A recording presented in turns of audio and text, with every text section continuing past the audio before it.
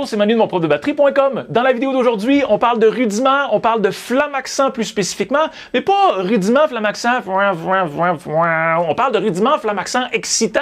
On parle d'application du rudiment, parce que ça sert à rien d'apprendre plein de rudiments si au final, on fait rien avec. Alors, tant qu'à parler de flamme-accent aujourd'hui, je vais tout de suite vous montrer concrètement qu'est-ce qu'on peut faire comme application concrète, comme application musicale, par exemple lorsqu'on fait des fils avec le flamme-accent.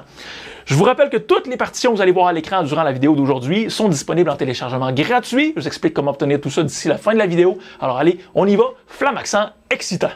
Alors, on commence par la petite partie plus académique. Le flamme-accent, c'est quoi? Je vous rappelle qu'un rudiment, c'est toujours une séquence de doigtés.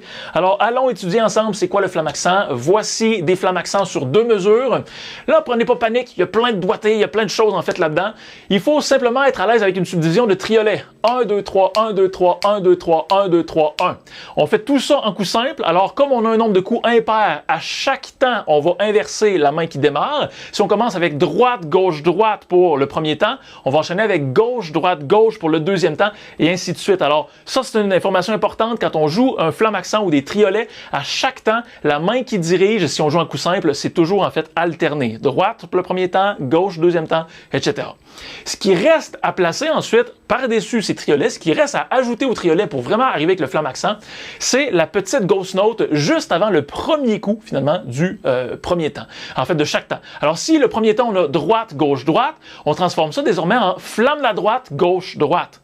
Le deuxième temps serait gauche, droite, gauche. On transforme ça en flamme la gauche, droite, gauche. Et je rajoute une petite précision, si pour vous, les flammes, c'est toujours pas clair sur qu'est-ce qu'un flamme la droite et flamme la gauche. Le coup principal d'un flamme, le coup fort du flamme, c'est le coup qui détermine le côté du flamme. Alors, si vous faites ghost note de la gauche et dernier coup fort de la droite quand vous faites le flamme, c'est un flamme de la droite. Si vous faites la ghost note de la droite et le coup fort de la gauche, c'est flamme de la gauche. Et on le voit bien ici. Donc, on a flamme de la droite, gauche, droite, flamme de la gauche, droite, gauche. Et ces deux temps-là, c'est ce qu'on répète encore et encore pour tout le reste, en fait, du flamme-accent. En fait, un flamme-accent, c'est vraiment ce que je viens d'expliquer. Une fois que ça, c'est appris, je vais vous faire un exemple de ça. Premièrement, on va y aller à une vitesse de croisière. Je vais y aller à 60 BPM. Donc, j'explique rien de plus. Je vous fais l'exemple du flamme-accent. On parlera tout de suite ensuite des applications concrètes. Donc, flamme-accent à 60 BPM.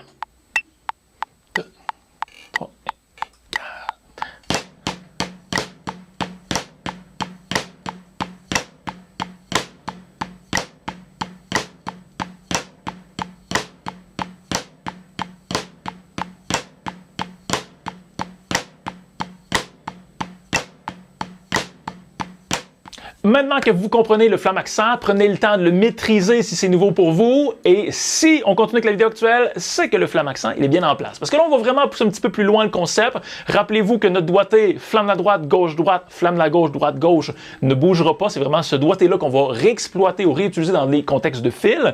Alors, j'enchaîne tout de suite avec un premier fil. La première chose que j'ai fait ici, c'est que j'ai modifié la subdivision rythmique.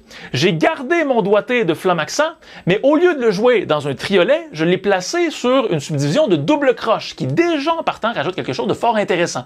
Alors remarquez mes 3 premiers coups ici, flamme de la droite, gauche, droite.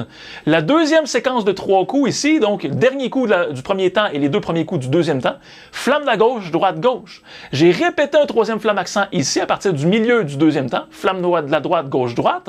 Et un dernier flamme-accent ici, flamme de la gauche, droite, gauche pour terminer le troisième temps. Et là, à la fin, j'ai changé la formule, juste question de terminer le phrasé musical, terminer l'idée du fil avec quelque chose de différent.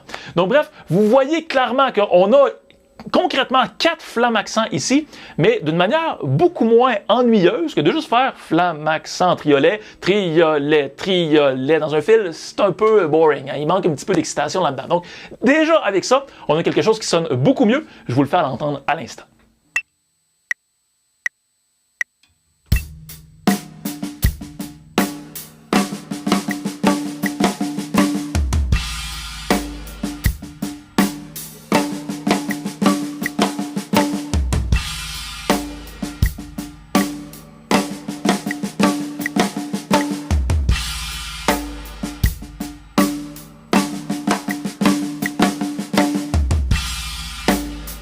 Vous l'avez entendu, j'aime toujours placer des contextes de fil dans un contexte réel, c'est-à-dire j'ai fait ici une mesure de rythme, une mesure du fil tel quel, mesure de rythme, mesure de fil. Je vous encourage, dès que vous êtes à l'aise avec un fil, à l'intégrer comme ça dans un contexte réel.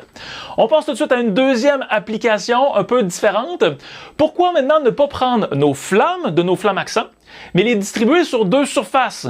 Alors, dans mon cas ici, quand je vais faire les flammes, je vais venir placer ma main droite sur le floor tom, alors que ma gauche note de la main gauche va être toujours sur la Kessler. Alors, juste le fait de prendre les deux frappes du flamme et de les distribuer sur deux surfaces, on ouvre des possibilités qui sonnent très, très bien. Notez une autre petite différence dans le fil actuel. J'ai fait des Flamaxan, mais qui dit qu'un Flamaxan doit toujours alterner flamme de la droite, gauche-droite avec flamme de la gauche, droite-gauche? Pourquoi on ne peut pas utiliser finalement flamme de la droite, gauche-droite, flamme de la droite, gauche-droite, flamme de la droite, gauche-droite? Pourquoi ne pas répéter seulement, en fait, un temps de notre Flamaxan? C'est ce que j'ai fait ici. Donc, flamme de la droite, gauche-droite, avec le premier flamme orchestré sur Kessler et floor tom. La deuxième répétition du flamme accent est toujours flamme de la droite, gauche-droite. La troisième répétition, flamme de la droite, gauche-droite. Donc, vous voyez, j'ai toujours répété à 3 reprises, flamme de la droite, gauche-droite. Et à chaque fois, le premier coup, le flamme de la droite, le coup principal est sur le floor tom. À la fin, petite séquence avec des accents, juste question de, encore une fois, finaliser mon idée et créer quelque chose d'un peu différent. Ça évite d'avoir des idées trop linéaires. Si je répétais la même idée jusqu'à la fin, c'est pas que c'est mauvais, mais des fois, ça fait du bien aussi d'avoir un petit peu plus de dynamique puis de variation à l'intérieur d'un même et unique fil. Donc, on y va. Exemple à 80 BPM.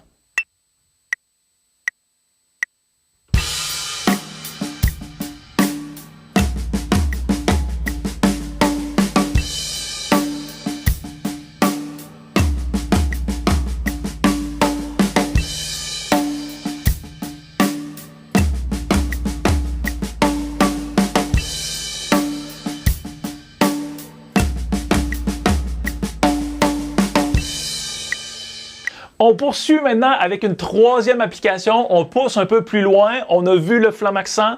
On a vu qu'on pouvait appliquer le Flamaxan dans un contexte ou une subdivision différente du triolet. On a vu qu'il n'y a rien qui nous empêche de prendre le flamme et de le distribuer sur deux surfaces. Maintenant, on pousse un peu plus loin. Voici une nouvelle idée. Qu'est-ce qui nous dit qu'un Flamaxan doit absolument toujours démarrer sur le premier temps?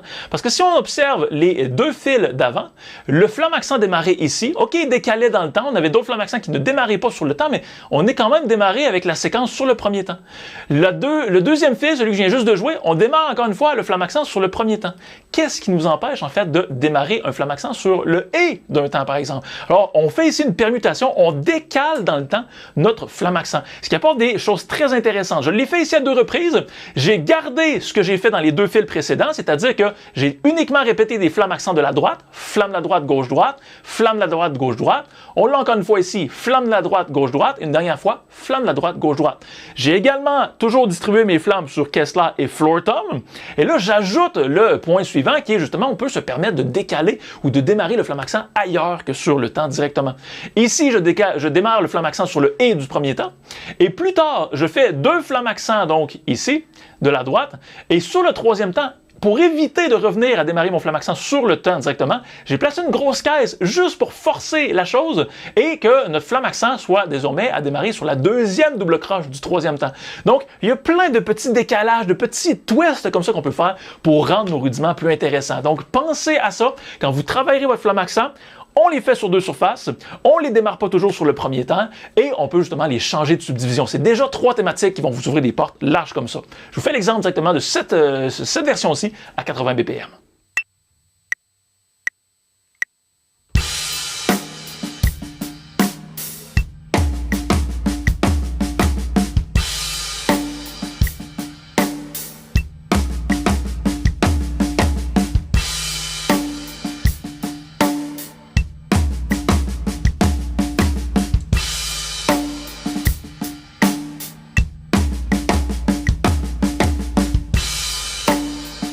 J'espère que ça vous donne des idées, j'espère que ça vous inspire, que ça vous donne envie d'explorer vos rudiments d'une façon un peu différente.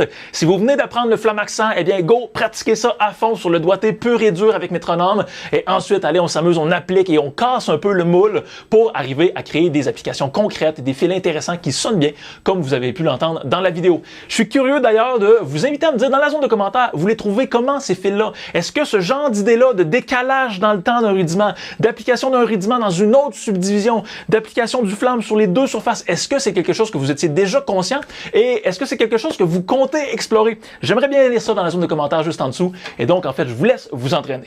Voilà, c'est déjà complet pour la vidéo actuelle. Comme toujours, je vous encourage à vous entraîner avec l'exercice d'aujourd'hui en téléchargeant le PDF qui contient chacune des étapes qu'on vient de voir ensemble. Pour l'obtenir, c'est simple, remplissez le formulaire qui se trouve sous la vidéo ou cliquez sur le lien dans la description juste en bas si vous êtes sur YouTube. Si vous aimez ce que je vous présente, je vous invite aussi à vous abonner à la chaîne, à me laisser un pouce et activer les notifications pour ne pas rater les prochaines vidéos.